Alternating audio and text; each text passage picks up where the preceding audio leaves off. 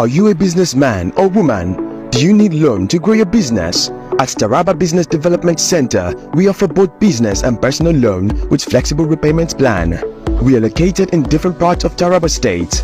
Jalingo branch, opposite Civil Service Commission, 183 Amarua Way, 090-3134-4333. Zing branch, Zenith Bank agent beside College of Education, Zing, 070-3125-2559.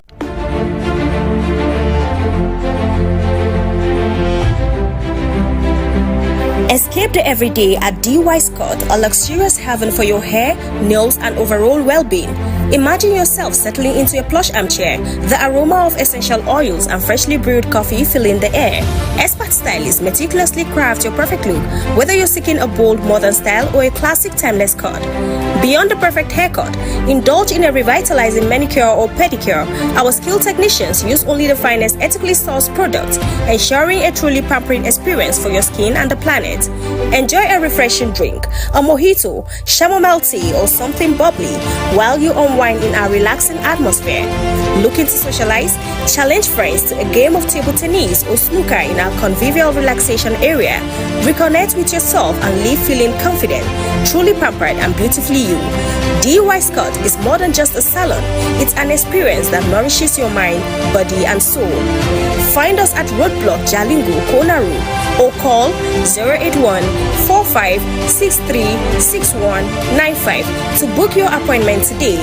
DY Scott, where style meets serenity.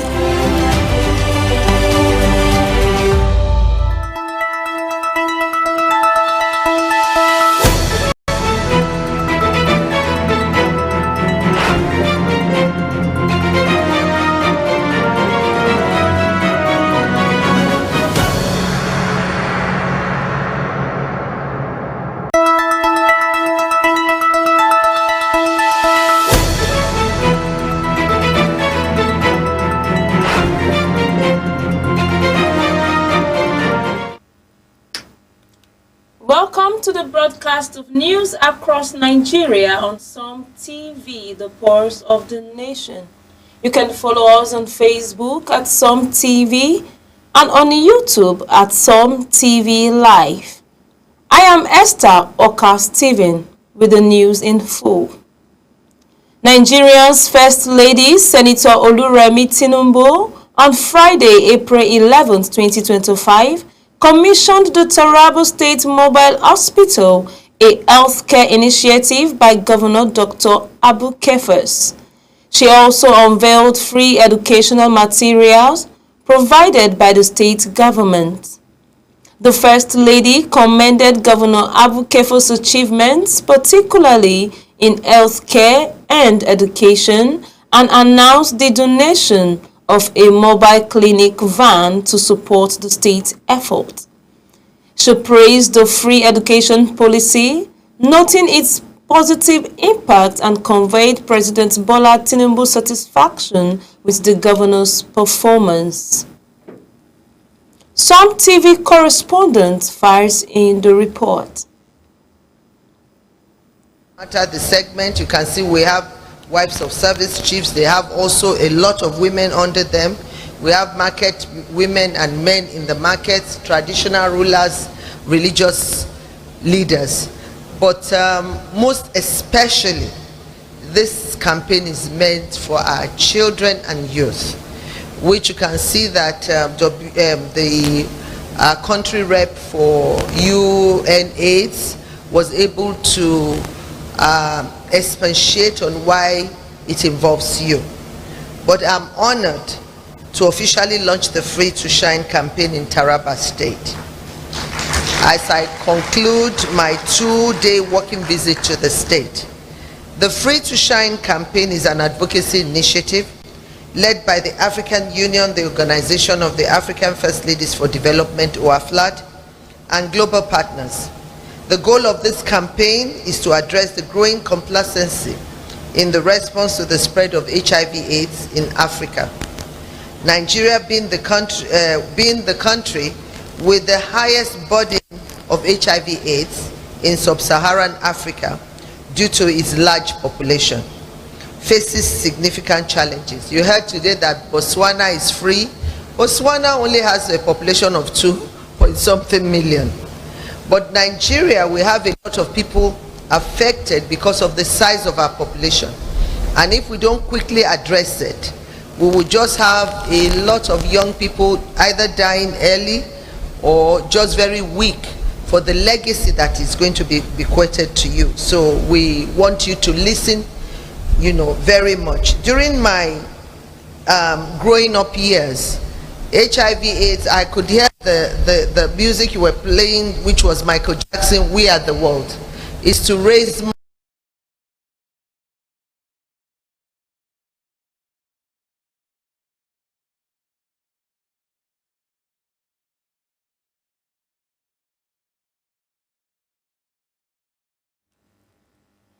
A late-night fire on Thursday destroyed at least 12 shops and property worth millions of naira at the Mayangu Cement Store Market, Araromi Agodi Gate area of Ibadan, Oyo State. The incident, which began around 10:55 p.m., raged for over 3 hours before being extinguished. According to investigation, the fire was triggered by an electrical surge near flammable materials. The Oyo State Fire Service General Manager Yemi Akinyinka confirmed the agency received the distress call at 11:02 p.m. and promptly responded. Led by CFS Jimo, firefighters managed to prevent the fire from spreading to another part of the market, ultimately saving properties valued in billions of naira. The firefighting team returned to base by 3:18 a.m. The Niger State Electricity Regulatory Commission has drawn investment interest from Chinese fame Hunan Unge Group, marking a positive step towards improving electricity supply in the state.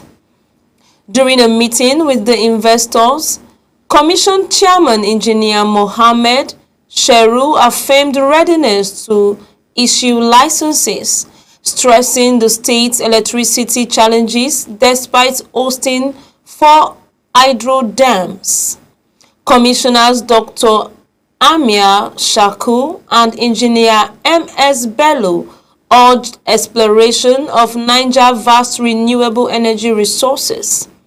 Technical Assistant Mahmoud Kenny Undama revealed that the state receives just 63 megawatts of its 450 megawatt installed capacity. Hunan Unge's Avi championed investment through public-private partnership and requested support in identifying power off-takers. Talks were facilitated by local partners, Brain and Amos, with further discussions planned.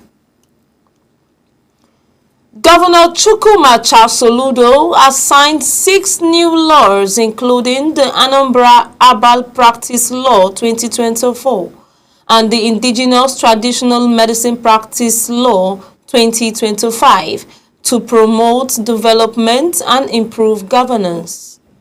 The signing ceremony at the Governor's Lodge, Anambra, was attended by top state officials, including House Speaker Right Honorable Somtochukwu Udeze.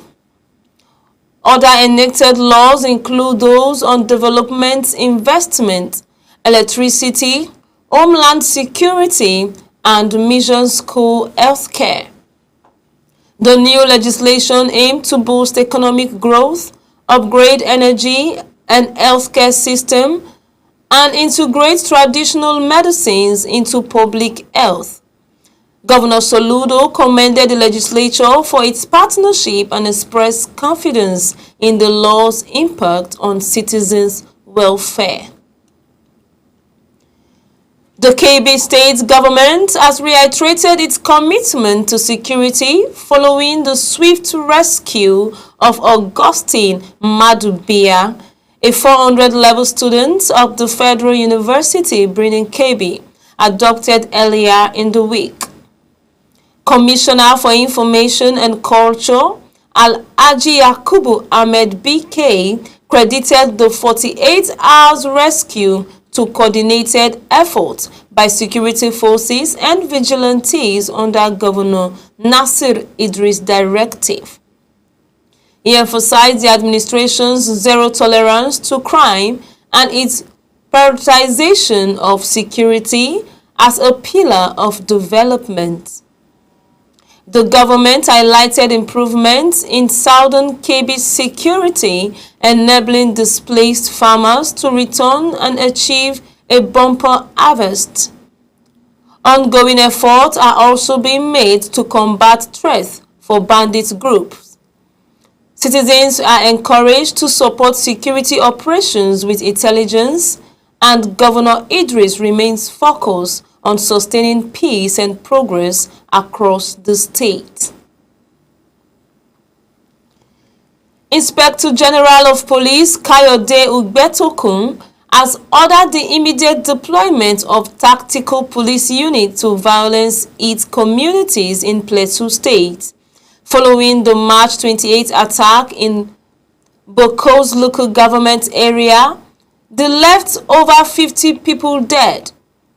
According to Force Pro, Olamuyewa Adejobi, Deputy Inspector General of Operation Kwaze Yakubu, is leading the intervention, which includes special squads, drones, helicopters, and armed vehicles, aimed at restoring peace and bringing perpetrators to justice. Upon arriving in Plateau on 8 April, DIG Yakubu meets with Governor Caleb Mufwang to convey the IGP's condolences and discuss lasting security solutions. The police emphasized collaboration with the state government and local stakeholders, urging residents to provide intelligence to support ongoing efforts. Rivers State Sole Administrator Vice Admiral Ibok Ete Ibas is facing criticism for appointing local government administrators and reconstituting 3 state commissions without legislative approval. Legal experts, including Barrister Chizi Enyi, argue the actions are unconstitutional as they bypass the suspended state assembly and disregard due process through the National Assembly. Enyi accused Ibas of escalating political tensions instead of fostering peace as directed by President Tinubu, and alleged the appointment favor allies of FCT Minister Nyesom Wike, worsening the rift with Governor Seminalayi Fubara. Meanwhile, Ibas has refuted various social media reports alleging plans to recruit 10,000 civil servants, clarifying through the acting head of civil service, Mrs. Inyingi S.I. Brown, that no such exercise has been approved and the public should await official communications from the Civil Service Commission. The Ekiti state government has engaged Muslim leaders under the Supreme Council of Islamic Affairs to ease tensions following the demolition of a mosque in Aramaku, Ekiti West local government area. Deputy Governor Monisede Mufuye stated that the Alera in Council had allocated an alternative plot for the mosque and reaffirmed the administration's commitment to religious harmony. The mosque was reportedly demolished to make way for a market project spearheaded by the Senate leader Opeyemi Bamidele.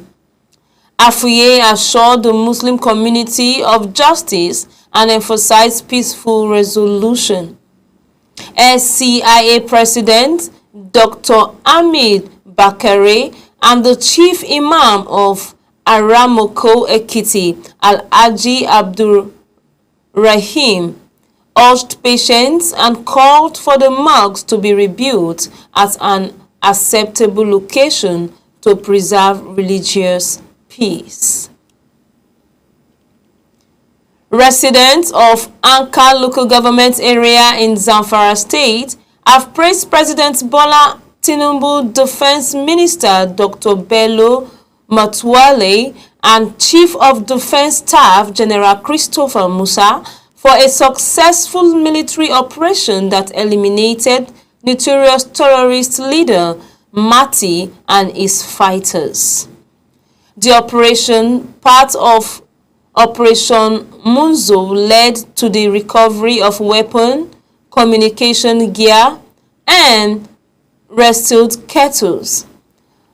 Dr. Matewale commended the troops' bravery and reaffirmed the government's commitment to ending terrorism and restoring peace in the region.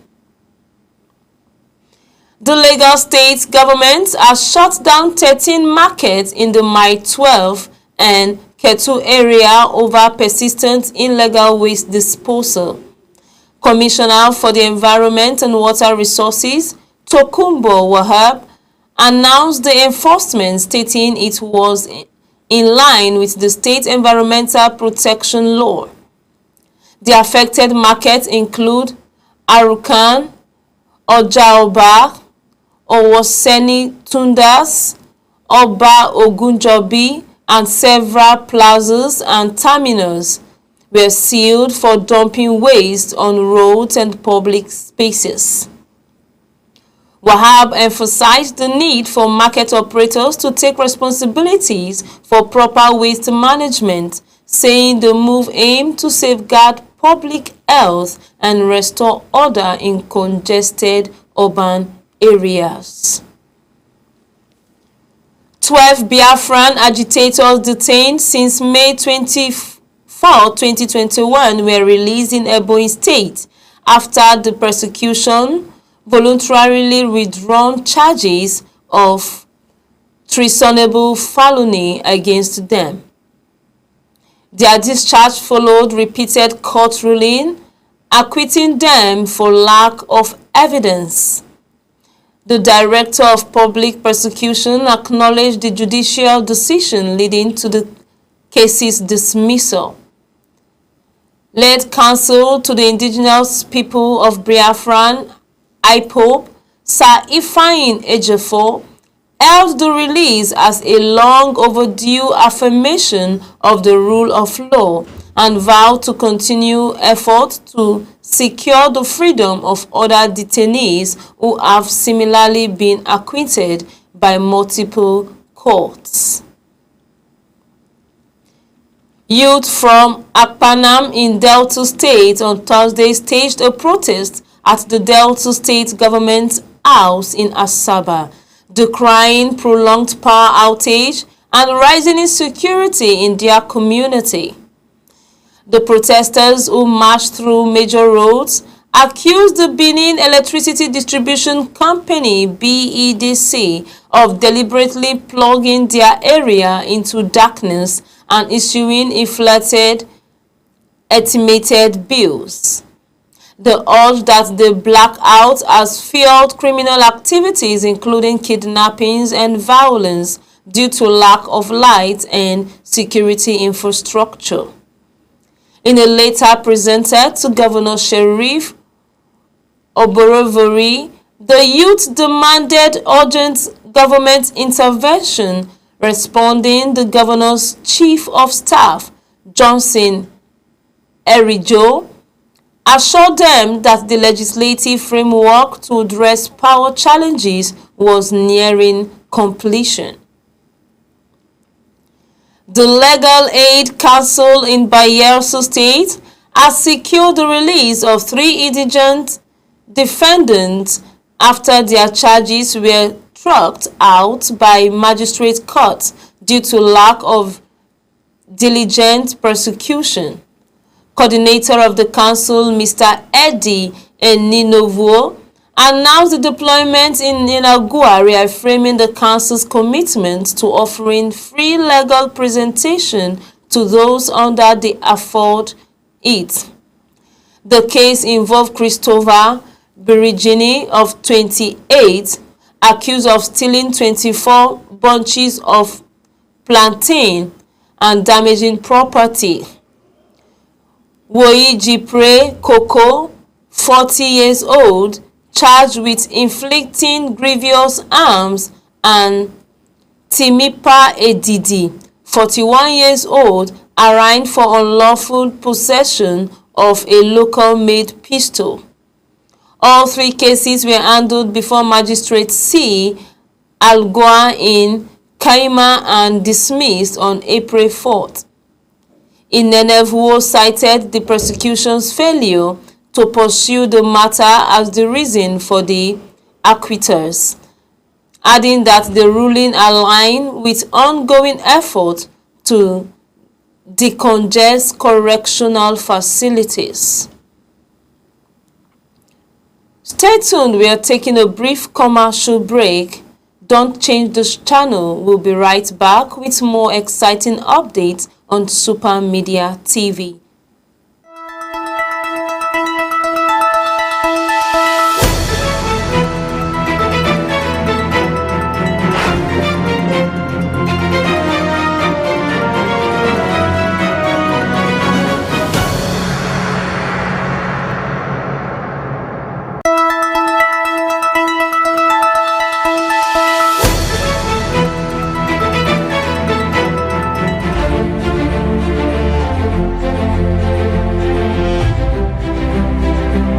Escape the everyday at DY Scott, a luxurious haven for your hair, nails, and overall well-being.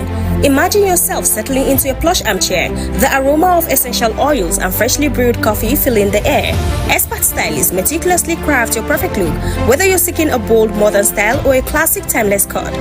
Beyond the perfect haircut, indulge in a revitalizing manicure or pedicure. Our skilled technicians use only the finest ethically sourced products, ensuring a truly pampering experience for your skin and the planet. Enjoy a refreshing drink, a mojito, chamomile tea, or something bubbly while you unwind in our relaxing atmosphere. Looking to socialize? Challenge friends to a game of table tennis or snooker in our convivial relaxation area. Reconnect with yourself and leave feeling confident, truly pampered and beautifully you. DY Scott is more than just a salon, it's an experience that nourishes your mind.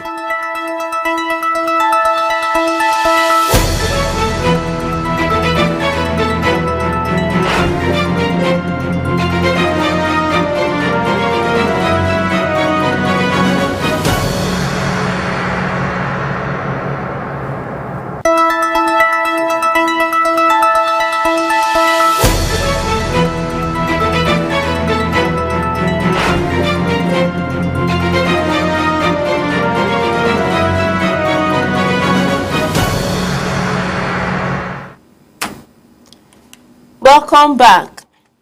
The Nigerian Hydrological Services Agency has warned that 33 states and the Federal Capital Territory are at high risk of flooding in 2025.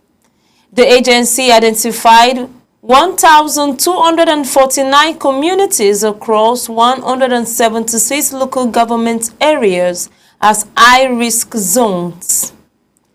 The affected states include Lagos, Rivers, Abia, Adamawa, Akwa Ibom, Anambra, Bauchi, Bayelsa, Benue, Borno, Cross River, Delta, Ebonyi, Edo, Gombe, Imo, Kebbi, Kogi, Kwara, Nasarawa, Niger, Ogun, Ondo, Osun, Oyo, Sokoto, Taraba, Yobe, and Zamfara State.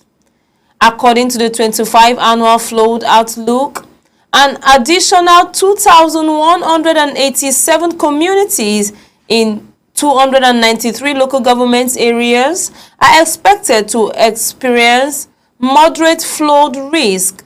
The forecast also predicts flash and urban flooding in major cities, including Abuja, Lagos, Port Harcourt, Ibadan, Kano, and Makurdi. Due to poor drainage and weak infrastructure, coastal states such as Bayelsa, Cross River, Delta, Lagos, Ogun, Rivers, Ondo, and Delta may also experience flooding caused by rising sea levels and tidal surges. Professor Joseph Utiv announced initiative to mitigate the impact of floodings, including National Flood Insurance Program and the Niger Flood Project to boost river navigation, flood control, and climate resilience. The government is also launching an integrated climate resilience project and the forthcoming annual drought outlook. The Labour Party is embroiled in a leadership crisis following the Supreme Court removal of Barrister Julius Abure as national chairman. Abayomi Arabambi, National Publicity Secretary of the Lamidi Apapa Lad faction, asserts that Apapa has taken over as the party's leader in line with the Constitution 1. Arabambi cites the party's constitution, which states that the deputy national chairman assumes leadership if the national chairman is removed, resigned, or becomes incapacitated. It dismisses the Senator Nenadi Usman-led LP National Caretaker Committee as mulesome interlopers. However, party stakeholders, including potential candidate Peter Obi and Abia State Governor Alex Otti, have affirmed the Usman-led Caretaker Committee to pilot the party's affair until a national convention elects new leaders.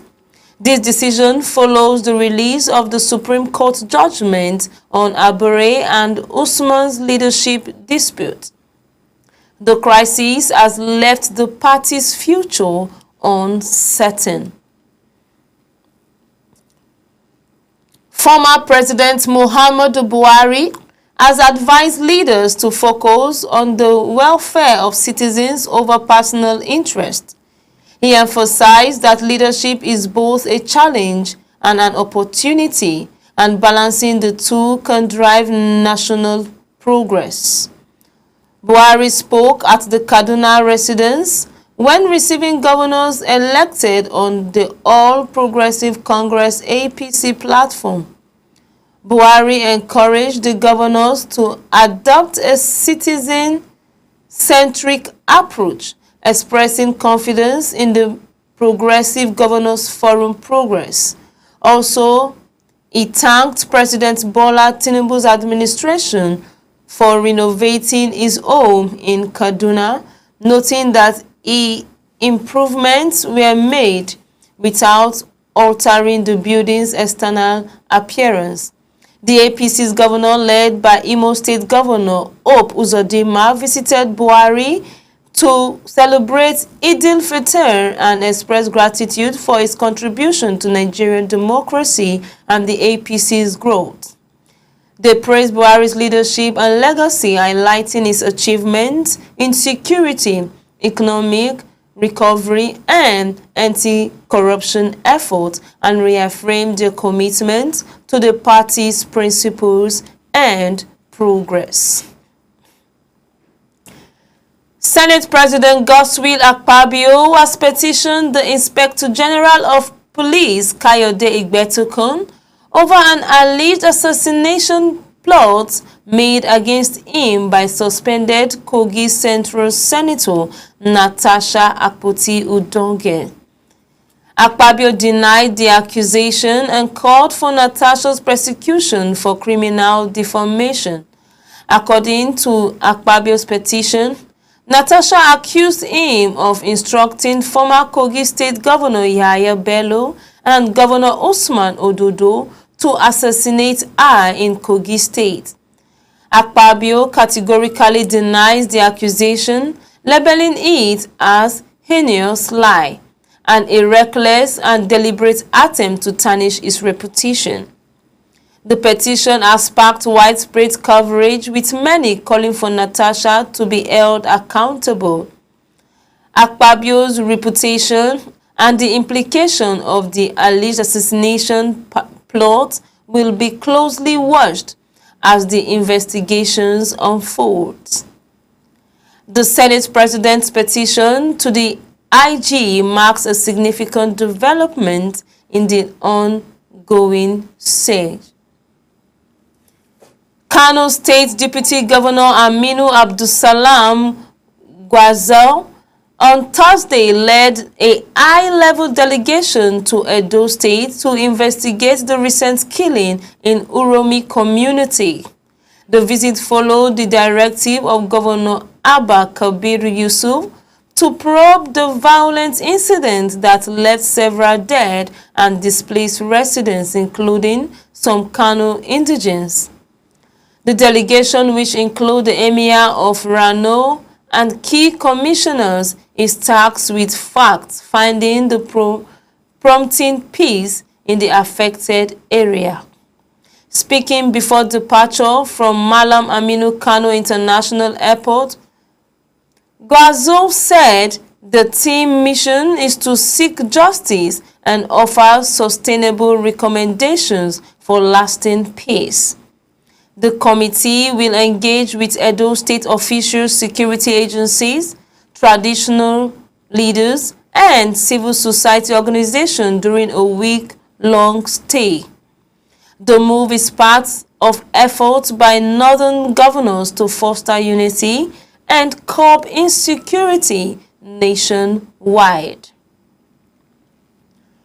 Two brothers, Ismail Alaba and his siblings, tragically drowned on Thursday morning in the Kacha River, Lakpei, Niger State, while returning from a shopping trip to purchase bags of rice. Eyewitnesses said their canoe capsized mid-river due to the unusual strong current. Despite frantic rescue efforts made nearby locals, both brothers were swept away by the water. Their bodies were recovered hours later by community volunteers, sparking widespread grief in Lakpei. Ismail, a popular point of sale POS operator at Low Cost Junction, was known for his cheerful and helpful nature. The tragedy deepens the sorrows of the bereaved family, who had only recently buried another son after a football injury. Condolences have poured in from across the community, with mourners on social media users sharing heartfelt tributes as they come to terms with the loss. The United States Supreme Court has dismissed a $70 billion case filed by the Nigerian government against Chinese investors Zhongshan Fuhang Industrial Investment Company Limited, after both parties agreed to withdraw the petition. The legal battle, which stemmed from a failed free trade zone deal with the Ogun State government under former Governor Ibikunle Amosun, had seen Nigerian laws in low courts. The Tinubu administration had sought a review of the arbitrary award by the U.S. Supreme Court, citing sovereign immunity. However, in a joint motion filed in March 2025, both sides requested to end the matter and the court formally struck it out on April 9th. Each party will bear its own legal cost, according to court documents. Previously, Zhongshan had secured an arbitral award of over $70 million and pursued enforcement action abroad, including the temporary seizure of Nigerian presidential aircraft. Although the dispute drew global attention, the recent withdrawal signals a possible diplomatic tour, especially as one of the jets was released ahead of President Tinubu's meeting with France President Emmanuel Macron. That's all for this edition on News Across Nigeria from Som TV. You can follow us on Facebook at Som TV and on YouTube